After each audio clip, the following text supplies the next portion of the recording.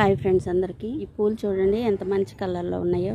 పోయినసారి కూడా నేను వీడియోలో చెప్పానండి. ఇద్దరు ముగ్గురు అయితే అడిగితే మొక్కలు అయితే చిన్నవి లేవు, కాయలు వస్తాయి, అవి వచ్చిన తర్వాత ఇస్తాను అని చెప్పానండి. అయినా కూడా వాళ్ళు ఆగకుండా ఏదో టయానా కాయలు చూపిద్దామంటే ఇవ్వండి ఇలా వస్తాయి కాయలు, కనిపిస్తున్నాయా? ఇగో సన్నగా ఇలా వస్తాయి. అలా వచ్చిన తర్వాత ఇద్దాంలే అని చెప్పానండి. కానీ వాళ్ళు అప్పుడు దాకా కూడా ఆగకుండా నైటే వచ్చేసి ఇంటికి ముగ్గేశాను. చెట్టు నిండా పూలు ఉన్నాయి. అవి చూసి వారవలేకపోయారో ఏమో. పూలు దొంగతనం చేస్తారు, చెట్లు దొంగతనం చేస్తారు. దేవుడు దొంగిలించి నీళ్ళే పెడితే వరాలు ఇస్తామంటాడో ఏమో తెలీదు. నాకైతే దొంగిలించుకొని తీసుకెళ్ళటం తెలీదు.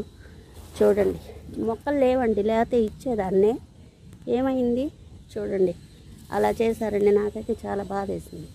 వేరే వాళ్ళతో అంటే ఇంట్లో ఉన్న పూలే బతకనివ్వట్లా, మీరైతే రోడ్డు మీద వేశారు కదా, ఇంకేముండి ఇస్తారన్నారు. అది కూడా కరెక్టే కదా. ఇవి 3 రంగులండి. ఈ పూల చెట్టు అండి దొంగిలించారు.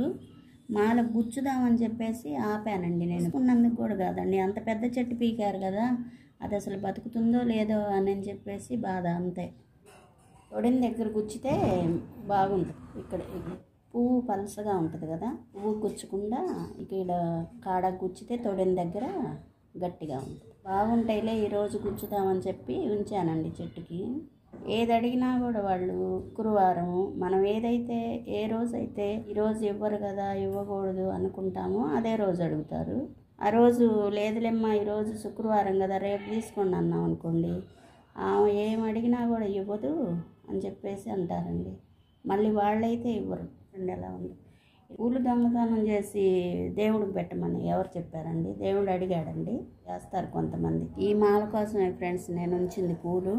చూడండి ఎలా వచ్చిందో మాల, నిండుగా వచ్చింది కదా.